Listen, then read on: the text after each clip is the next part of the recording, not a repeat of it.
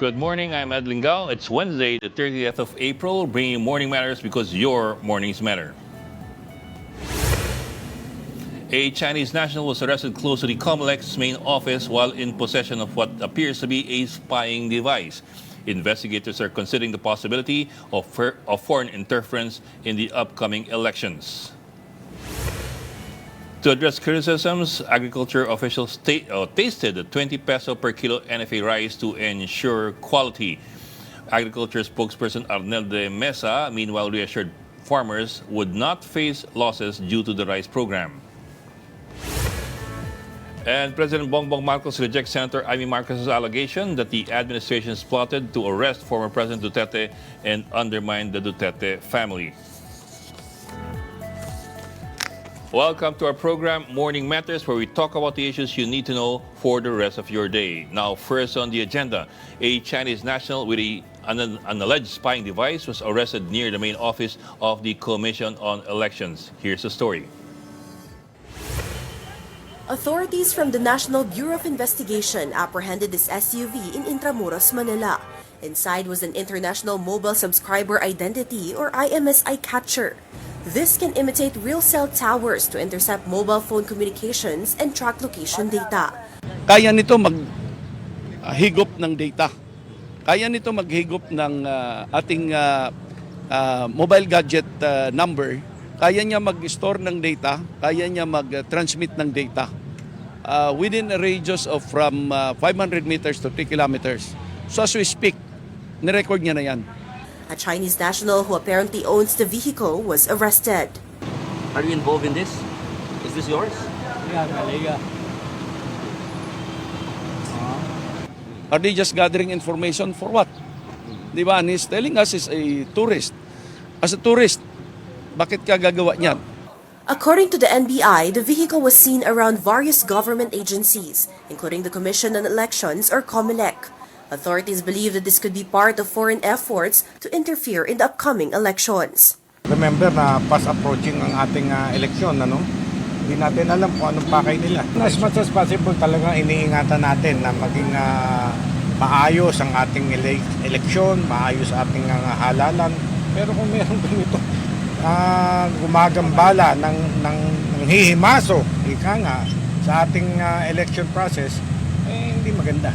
The COMELEC, for its part, assured the public that there's nothing to worry about. Chairman George Garcia said there's no election data in their main office.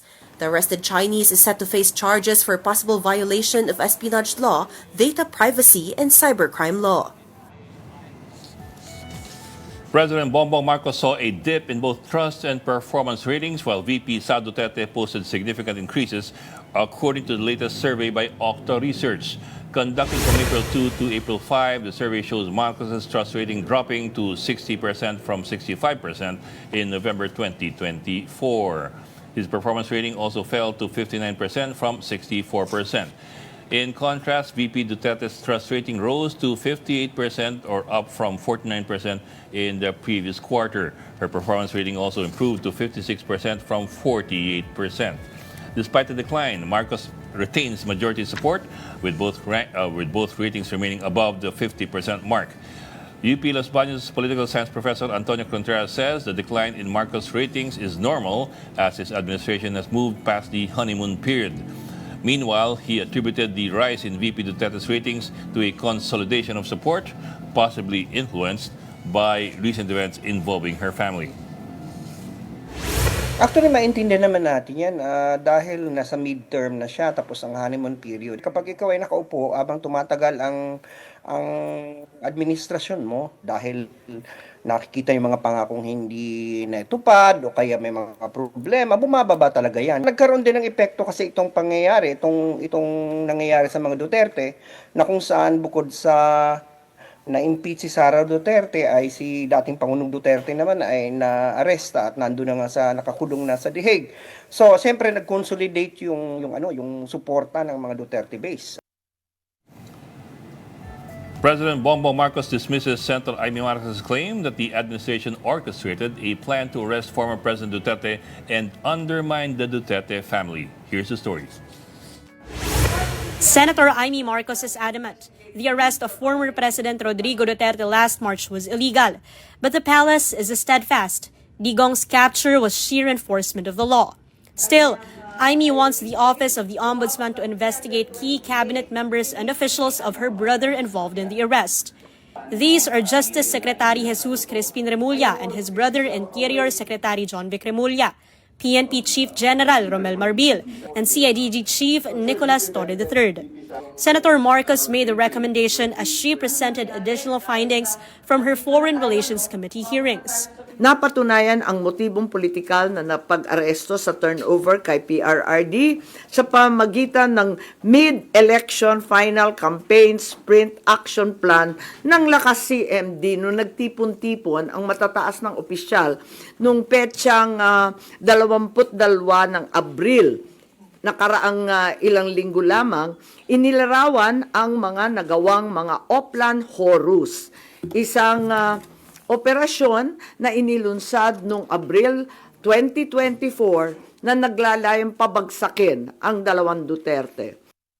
Aimee also accused the administration of her brother President Bongbong Marcos of attempting to divert public attention from the issue. Hindi inaasahan ang political backlash sa pag-aresto sa dating Pangulo. Kaya ngayon, sinusubukan nilang kontrolin ang sitwasyon sa pamamagitan ng pag-focus sa West Philippine Sea, pagsisi sa China, at sa huli ay iuugnay ang pagtaas ng suporta kay Duterte sa sinasabing kampanya disinformation ng China.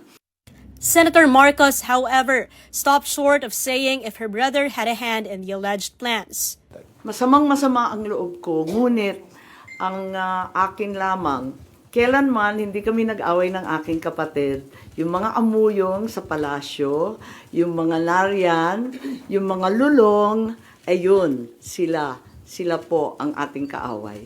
At hindi ko naman kinakampihan ang isang panig laban sa isa.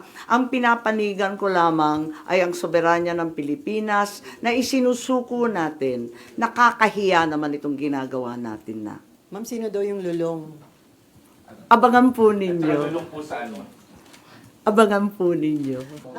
Senator Marcos also claims she has heard rumors that the International Criminal Court will soon issue an arrest warrant against Vice President Sara Duterte. She vowed to oppose the implementation of the said warrant. In a chance interview, after his sister's statements, the president only had this to say. Everyone's entitled to their opinion. I disagree. Meanwhile, the Remullas said they are ready to face any charges. Yeah, well, I'm happy that she believes in due process. Unlike the people that she's defending. Hindi naman tayo natatakot dyan. Kaya ginawa namin yung dapat gawin. To our best judgment. Cardinals gathered in St. Peter's Basilica for a mass to mourn the passing of Pope Francis. Dressed in the red robe, Cardinal Mauro Gambetti presided over the mass on Tuesday. Some 135 cardinals are eligible to take part in the vote for the next head of the Catholic Church. They will begin their secret conclave to elect the new leader of the global church on May 7. The date was decided during a closed-door meeting of cardinals at the Vatican on Monday. And now let's get the latest from the Vatican. We have Jovenal Francisco reporting us live from the Vatican. Joey, kamusta kayo dyan? Good morning, Ed. In a hotel room at the Vatican. Okay. Hello. Well, we do Hello, have a Ed. time zone difference, so that's expected. Yes. Yeah. So, it's my second day yesterday of covering that congregation or meeting among the college, the members of the College of General Congregation, is that right? Cardinals. Mhm. Yes. So, akala ko, Ed, ako lang ba hindi nila pinapansin kasi lagi silang gumagano sa akin. Yung mga cardinals, akala ko lang. So I saw the feed from Reuters and AP, our wires partners. Parang ganun din sa kanila ang mga reaction pala. So I guess it's really because since nag-start yung yung pre-conclave meetings sila, talagang meron ng vow of secrecy na in place. Parang it's like you're recusing yourself from making any public statements. Yes, that's true. Parang ngumiti naman sila, papansin naman, nagpapabless naman sa kamay, pero they really don't wanna say anything or answer any questions with regards to the conclave that will happen on May 7. Pero kasi sabi nga nung isang cardinal na nakausap namin about nung Monday, nung hindi pa natin alam na May 7 siya, we were asking everyone coming out of that of the meeting sa sa Pope Paul the Sixth Hall o sa synod, sinasabi niya na time is relative daw. The date is relative, sabi niya gano'n. Tama naman siya doon, Ed, kasi ibig sabihin, kahit naman nung hindi pa ina-anunsyo yun, nag-start naman na yung mga pre-conclave meetings sila with the assignments, ng toka ng mga trabaho ng bawat kardinal, activities lined up from that day until the 7th. So lahat yon, at saka kung sino yung mga hindi dadalo at ano yung mga topics per day, lahat naman yung naka-determine na even before the announcement of the date. I understand what they mean by time is relative. You're talking about a church that's 2,000 years old. It's the oldest institution there is. So a week or two would be very temporal. But let me drill down a bit. I understand Cardinal Tagle has been assigned as assistant to the Camerlengo in the conclave. What does this mean? What does this entail? Is there any meaning that we can or should not be deriving from that? First of all, akala ng mga tao, joke, nung ina-advise ko yung story. Pero yes, nag-draw sila ng lots. At talagang isabihin, nabunot talaga si Cardinal Tagle. Hindi siya parang inassign dahil siya yung gusto ko, di nabunot talaga yung name niya. Okay. For yung as assistant doon sa Camerlengo. Pero ang focus niya, at least yung tatlo sila, sorry hindi ko ma-pull up yung names ng dalawang kasama niya doon sa mini group of cardinals na sila yung tatlo magkakasama doon, Ed, ay yung cost and funding for the conclave, because tama nga naman, hindi naman for sure may cost yun, meron kailangan gasusin. Like kanina we saw pictures from the Vatican press na ginagawa na yung marble floors ng floor ng Sistine Chapel, not to destroy it or to replace it, kundi gawing mas patag yung lalakaran, kasi may mga matatandang cardinals, hindi na pwede dun sa hindi na pwede yung marble na uneven. So ginagawa yun. So may cost yun. Yung refurbishing at least repair, para masigurado na nag-work pa yung chimney. So mga ganyan. Siyempre, at yung kakainin daw ng mga pope, because they'll be staying doon sa kung saan yung dorm ni Pope Francis sa Santa Marta. Doon din sila magsistay. So may cost lahat yon. At nakaatang yon, Ed, doon sa tatlong mini group na yung tatlong members ng mini group na yon, na finance at saka funding yung pinag-uusapan, kasama si Cardinal Tagle. Okay. Let me confirm something that I read, I think yesterday. Tama ba yung intindi ko na the conclave might take 2 to 3 days lamang? Did I get that right? I think, kung hindi ako nagkakamali, Ed, yun ay hindi galing sa Vatican mismo. Yung Vatican yung nagpapadala sa media nung mga briefers at saka nung mga press releases. I think galing yan doon sa mga ambush interviews nung before ma-reveal yung date. Kasi parang naaninagan rin namin yan na merong isang cardinal na nagsabi na hindi ko narinig yung date na 2 to 3 days, pero it will be faster now, sabi niya gano'n. Tapos nung tinatanong namin yan doon sa mga, at least hindi sa mga cardinal kasi hindi na sila pwede magsalita, at least yung mga second in command nila, sinasabi na maybe they're projecting na mas mabilis to, although hindi magkakilala lahat sa ngayon yung lahat ng 150 plus na na 135 plus na mga boboto or eligible mag-vote na cardinals. They're aided by by a website, they're aided by notes being given by the Vatican. So parang hindi na yung tipo, tsaka ngayon nga kahit pre-conclave pa lang, sa dami ng activities sila, yung getting to know you stage nila nangyayari na. So parang magiging faster. Okay. Well, I get what you mean. Although, wherever that came from, the 2 to 3 day thing appears to be quite speculative. Because in the end, Yes, yes, you may have all the information in front of you, but it's the choosing the right person from your perspective The Holy from Spirit, yung 135. bulong. Yung bulong ni Holy Spirit pa, di ba? Hindi naman, I mean, dinidiscern yun, di ba? Well, Yeah. hindi naman sa nagpapaka-katoliko ako or something. Pero, yeah, parang, di ba, May yun yung kinukahugot. usapan. Yeah, yeah. Tsaka, you could have all the data already in front of you, but in the end, it's up to you to make a decision on whether or not, That's true. Pero, you alam feel mo, it is the Ed, right kung choice. tatanungin mo ako, feeling ko yung mga hindi ko pa masasabi yung ibang mga topics nila ng mga susunod na mga 3 or 4 days kasi daily yung revelation nun eh. Pero itong dalawang nakalipas na araw, like katulad kanina, ang naging yung kahapon pala, yung kanilang naging topic is kamusta ang simbahang Katolika worldwide, continents. Nakalagay dyan sa press release ng Vatican na yung advisory ng Vatican.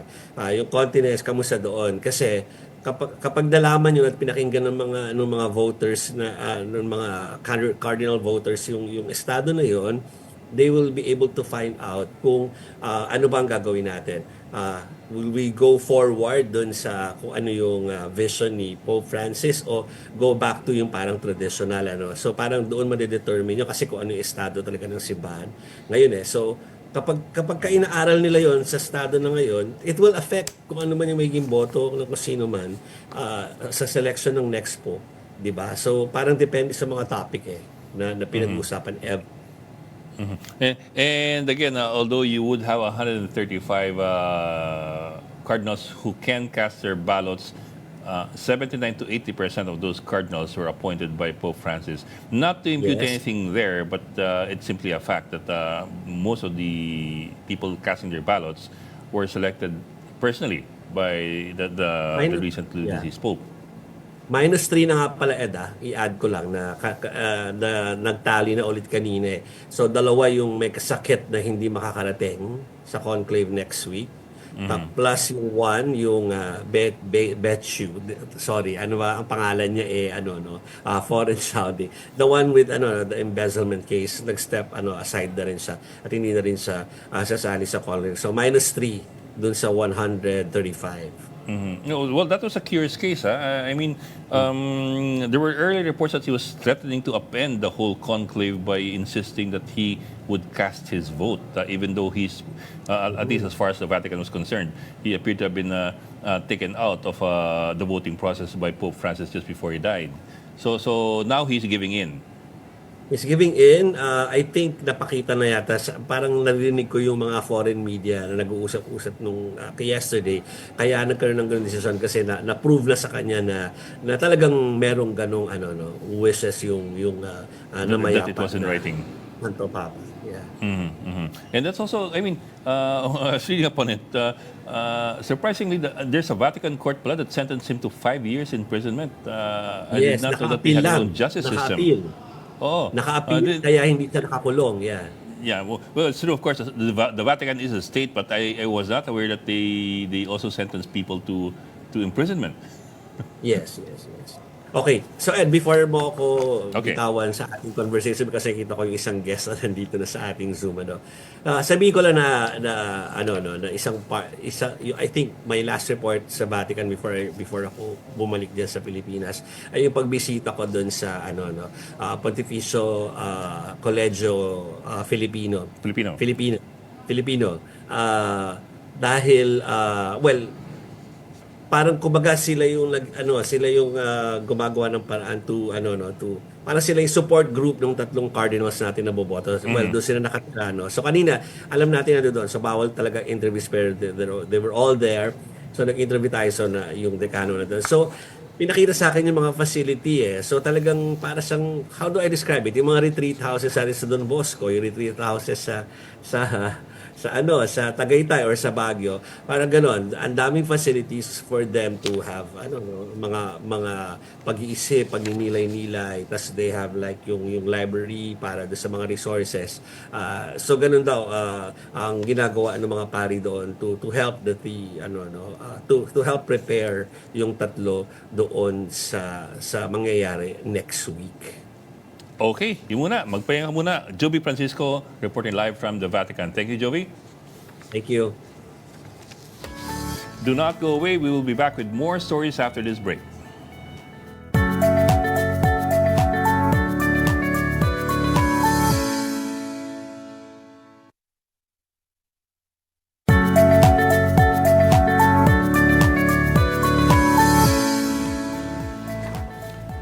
Good morning. You're watching Morning Matters here in One News. Officials from the Department of Agriculture.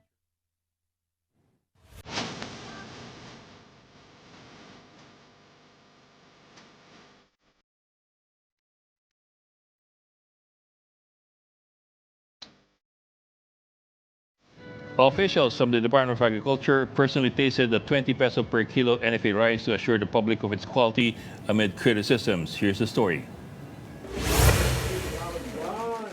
Secretary Francisco Tiu Laurel and other officials of the Department of Agriculture personally tasted the 20 peso per kilo NFA rice to assure the public of its quality. This comes amid criticisms that the grains the DA is about to sell are not fit for human consumption. Vice President Sara even likened its quality to pig feed. While the DA acknowledged that NFA grains are a bit more crushed than those typically sold in markets, they emphasized that the rice still cooks up white and fluffy. This is basically the 29 and the 33. So it's the same rice. Kaya nga yung sinasabi nila na pangit ito, kaya ayoko nang banggitin yung sinabi ng ating isang political leader. That is the least of my problems.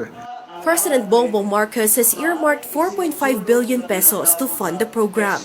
For the pilot run, the DA will release 370,000 metric tons of NFA rice, which they plan to sell until December. The agency is looking to roll out the program in the Visayas starting May 1. However, while the initiative has been exempted from the election spending ban by the COMELEC, local government units which will partly subsidize the program will also need to secure exemptions. In case this does not happen, the program's rollout will have to be postponed until after May 12 polls.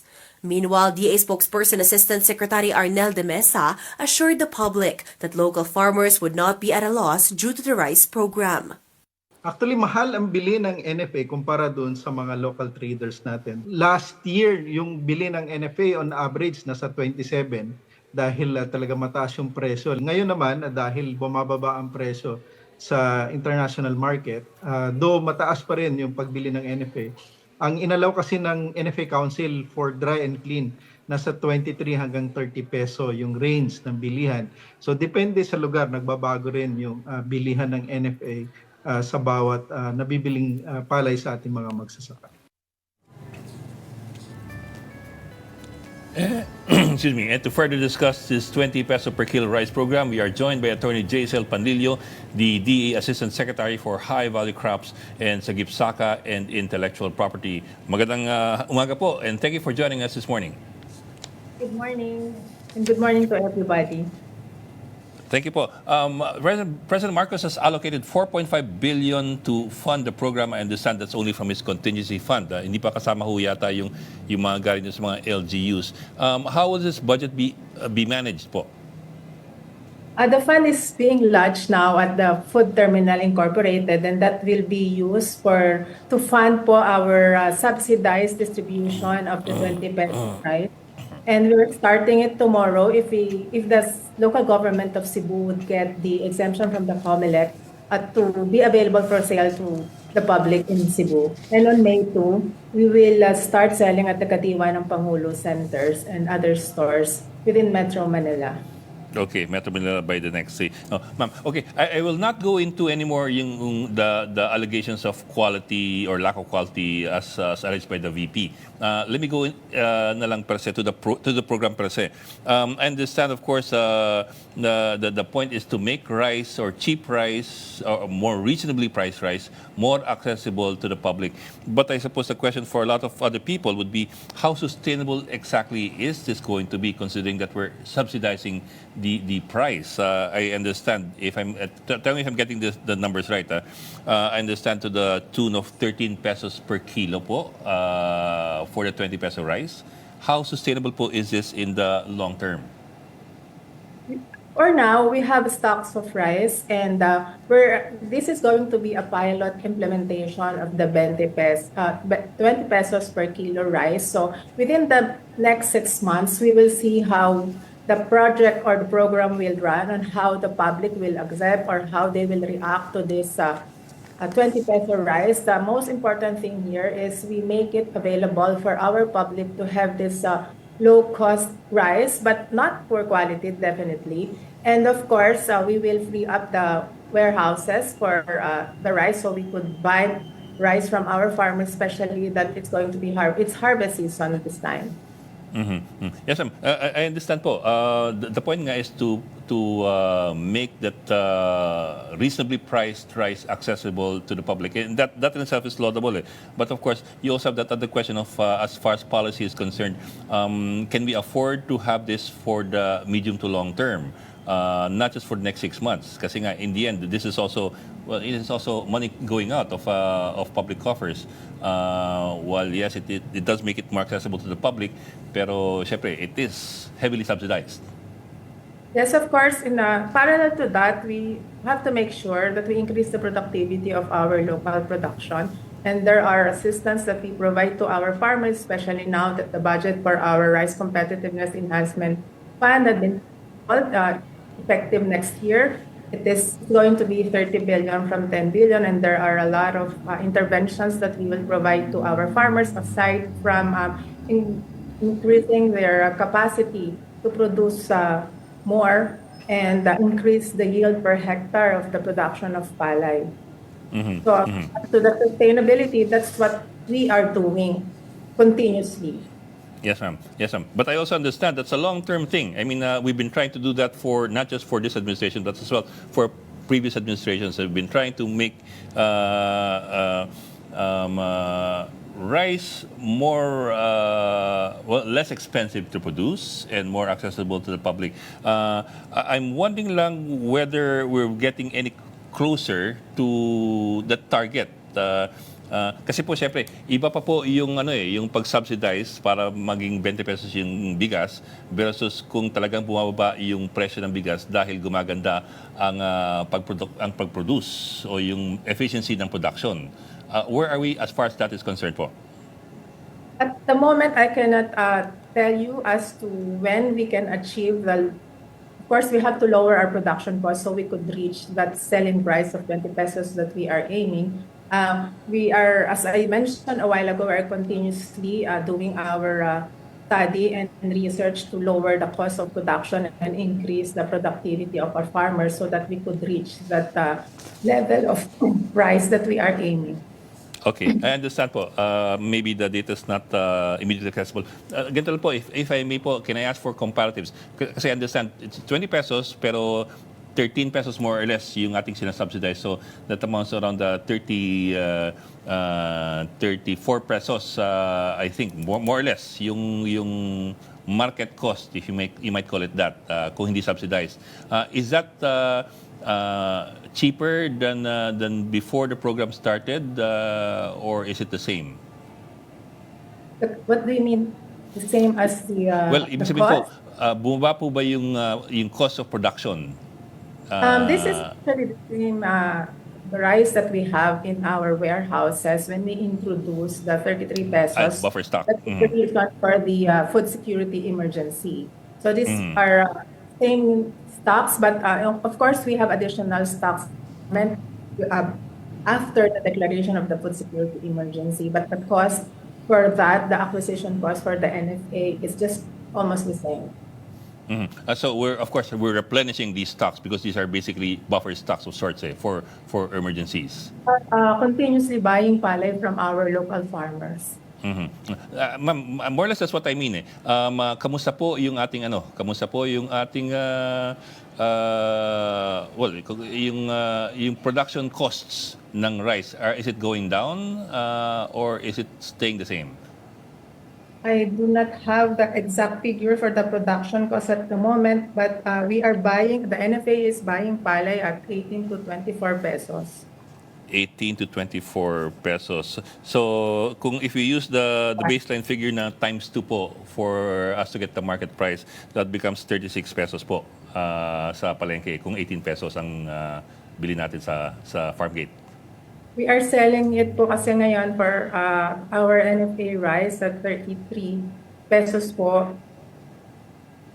under the NFA po na program. Okay. Ma'am, ito pong NFA rice po, how long has this been in stock? Would we know?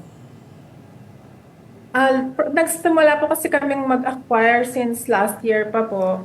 So, although ang age po nito ay, kung tinatanong po ninyo kung nagde-deteriorate na po ba siya, nagsisimula lang naman po ito is kapag nagsimula na po tayong mag-mill. But ang stocks po natin ay tumatagal po ito sa ating warehouses ng 1 year, and under our FSP po kasi we could sell it naman po kapag nagsimula na po yung aging niya as early as 3 to 6 months, depende po kung palay na po ba ito or bigas na po ito. So kung siya na-mill na, kumbaga. Kung na-mill na po siya, pag we'll start like after 3 months ay ibebenta na po natin ito. Pwede na po siyang ibenta. And ma'am, how much stocks are we selling for this particular program? I mean, until, did I get it right? Mga 6 months? We will pilot it until December po, yung sa 20 pesos po. Okay. So mga 6 to 8 months. But there's an instruction from the president to check the figures and see if we could continue it until 2028. Okay. Ma'am, tapos availability-wise, we're selling, of course, May 1 sa Cebu, May 2 in Kadiwa stores in Metro Manila. How extensive is this distribution network going to be? I mean, of course, you only have a few Kadiwa stores and minsan mahaba yung pila dyan So, can you give us an idea kung gaano karami itong, o kung gaano karaming tao makakabili itong 20 pesos?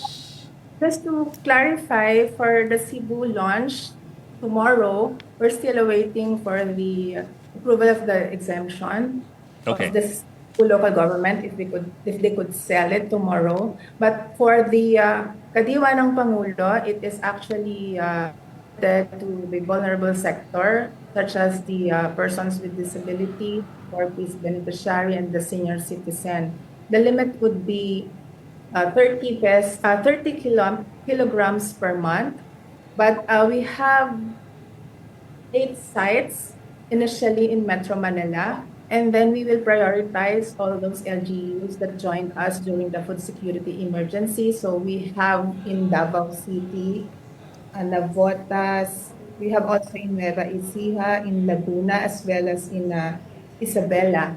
But we have several Kadiwa ng Pangulo sites, Kadiwa centers all over the country, and we will make the 20 peso rice available in the coming weeks in these different sites in the country.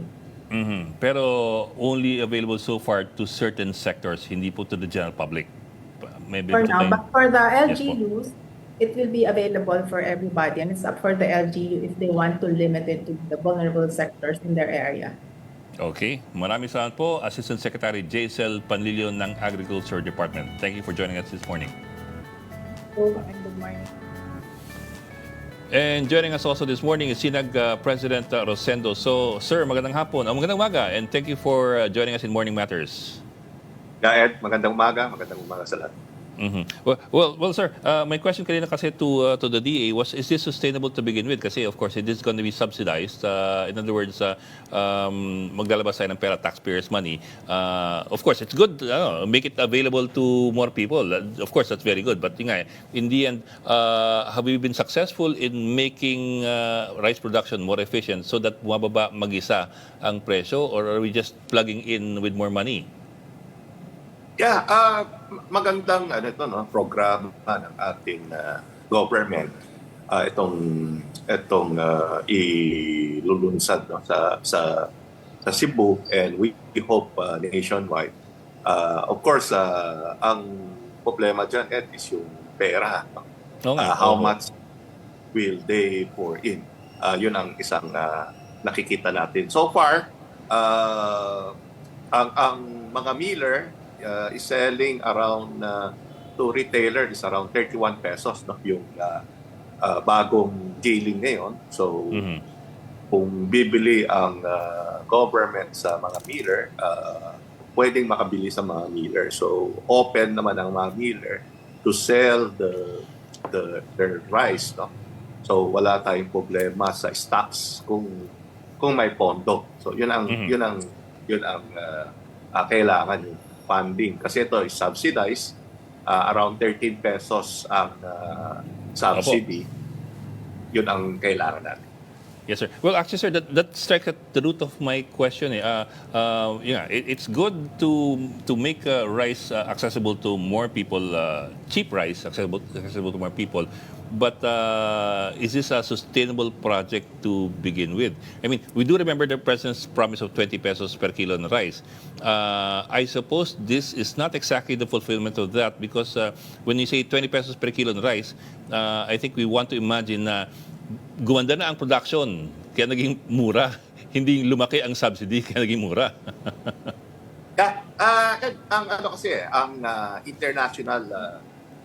Ang international price bumaba rin. No? So, ang presyo ngayon ng break-even ng magsasaka is around 15.50 per kilo. Yun ang break-even ng mga magsasaka. Ang cost of production umaabot ng 55,000 to 60,000. Yun ang computation ng DBP. Kami, ang computation namin more or less nandun din. So, ang production kasi natin average nasa 3.4 tons.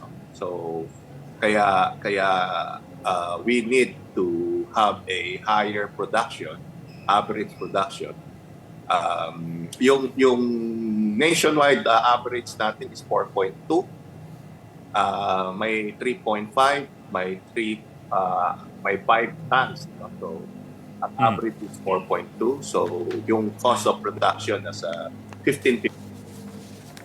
Pero siguro, ang dapat kong tinanong sa inyo, gumanda ba, relatively speaking? I mean, if you look at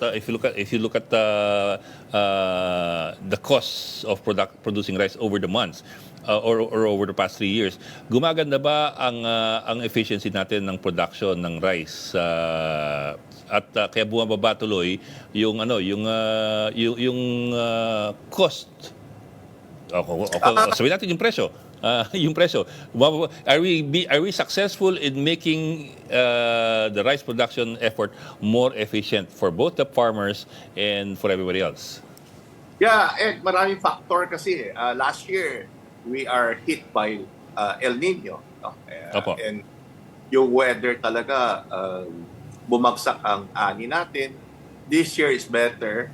Kung compare natin yung first quarter, ibig sabihin January to April, compare last year, mas yung tubig natin sa impounding dam, kasi considered, we have to consider everything. Yung sa dam ba, mas mataas yung tubig this year compare last year.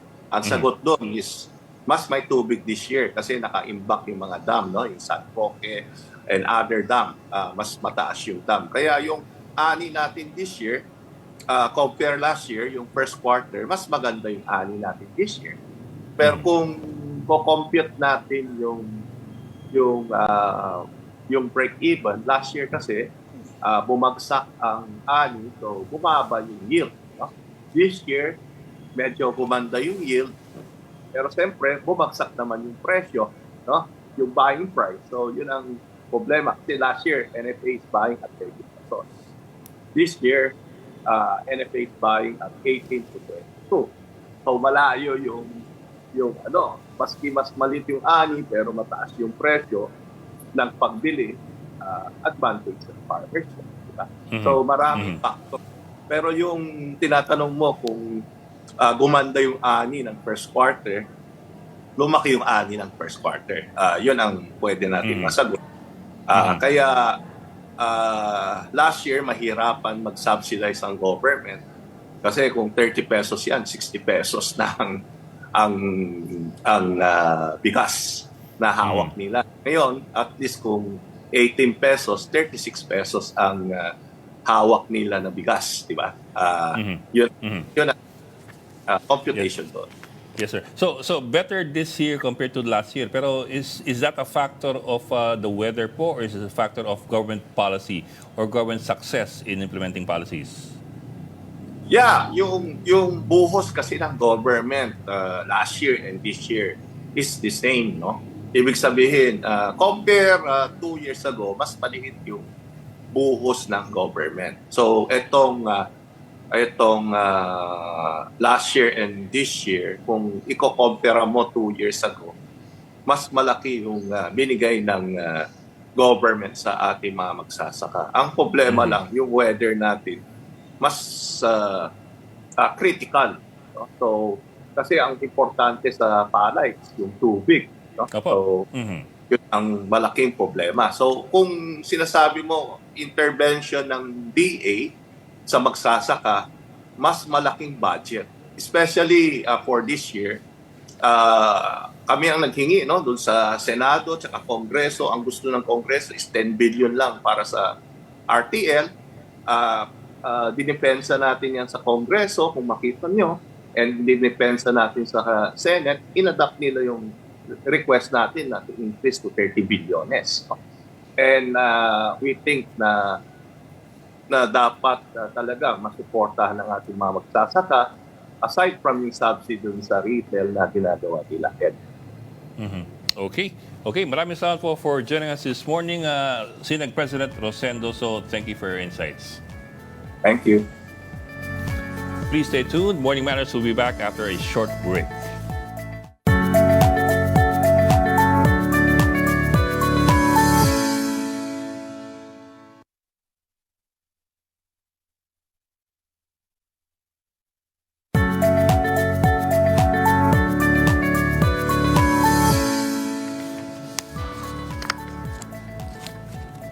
I'm Ed Lingao. This is Morning Matters.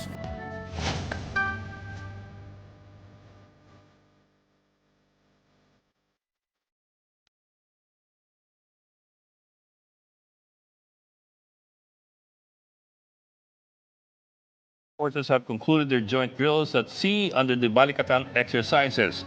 Military personnel capped 6 days of multilateral maritime events in the West Philippine Sea, stretching from the waters of Zambales in the vicinity of Subic Bay to the Northern Luzon Command Joint Operational Area. Participating forces engaged in various maritime activities, including communications drills and gunnery exercises. The overall Balikatan ends on May 9. And to talk about the goals, accomplishments, and strategic implications of this year's drills, we are joined by Brigadier General Michael Logico, the Assistant Exercise Director of Balikatan 2025, and he's now on the line. Sir, magandang umaga, and thank you for joining us this morning.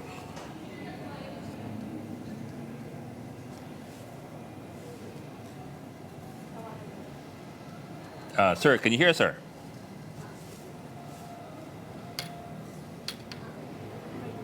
General, okay. We will have to come back to General Logico in a while. We're having a bit of problems with some technical details. Now, do not go away. More matters to discuss after this break. Keep it here in One News.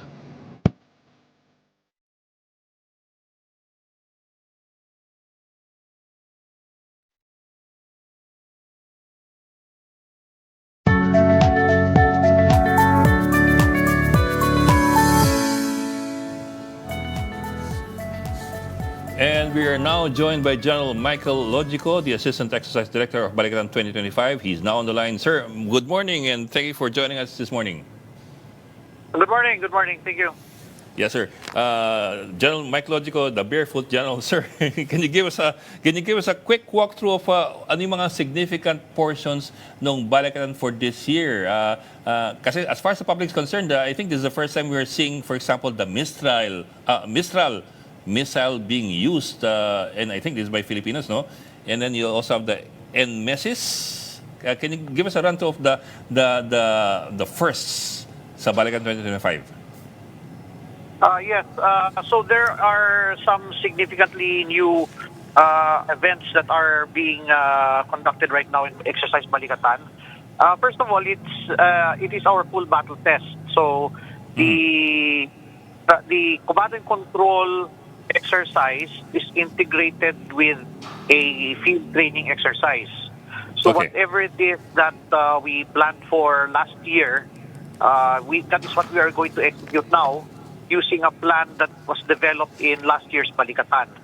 So we have a command and control element in the two joint task forces that are providing leadership and command and control over the component forces that are conducting the field training exercise. So for the field training exercises, we have six combined and joint all-domain operations. So we have two maritime key terrain security operations up north, in the islands of Fuga, Calayan, Itbayat, and Basco, and Batan Island. We also have the same exercises being conducted west of Palawan in the island of Balabac. Meron din tayong dalawang counter-landing exercises both in Apari, Cagayan, and also in Rizal, Palawan. We have a integrated air and missile defense exercise which we just conducted last Sunday, and also a maritime strike. We'll sink the former BRP Miguel Malvar off the coast of Zambales, which is beyond 12 nautical miles. So what we just completed right now was the multilateral maritime event, the group sail, na katatapos lang kahapon, and we've successfully accomplished that. We also had a logistics exercise in the combined and joint logistics operations over the shore. So all of this, you see, it's a very comprehensive exercise that involves not just maneuver but also communications and logistics. Yes, sir. Sir, in layman's terms, sir, what you're saying basically is, and tell me if I'm getting this right, it's not just the bang-bang. Kasi may CNC integrated with the bang-bang eh. Sorry for putting it that way. Command and control integrated with field training. Yeah, you can say that.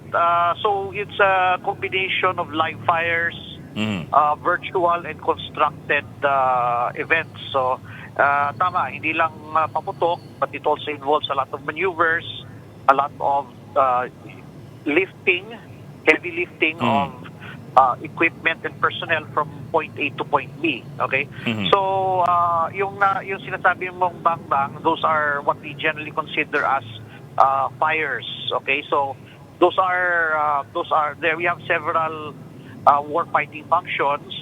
Anything that you see that flies and then may mga projectiles, may sumasabog, ang tawag namin dyan yung fire war-fighting function.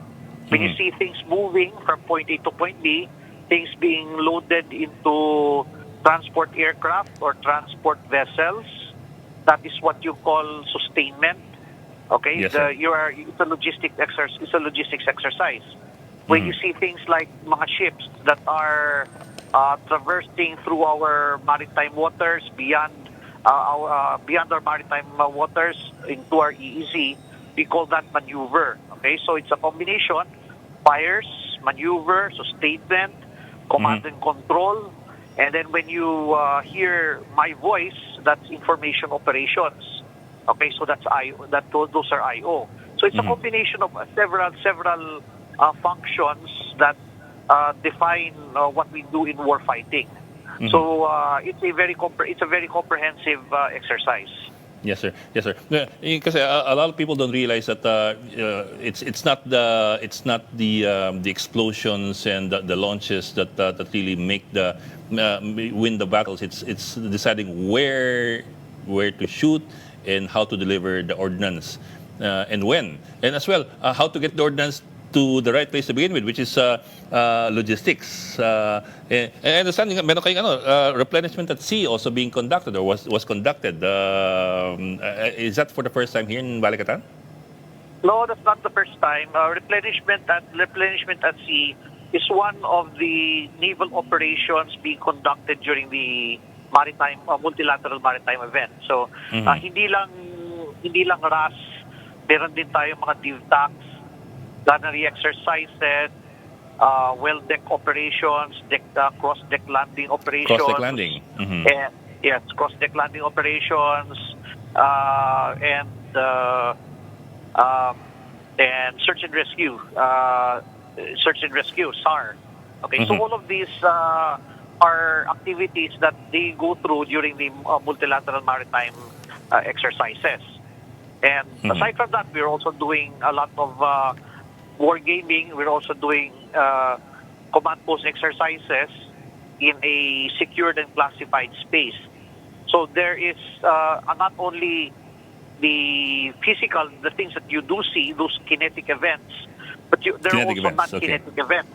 The things that you do not see, which are subject matter exchanges, foundational military training on classroom instructions, and also a lot of wargaming, tabletop exercises, and also map exercises. Sure. My last question. Itong, I don't know how you pronounce this, NMESIS, Navy Marine Expeditionary Ship Interdiction System that the U.S. brought in for the Balikatan. Is there any chance that we're going to be keeping that here? I have absolutely no idea if that's the case. I can only speak for the exercise. I cannot speak for what happens after the exercise.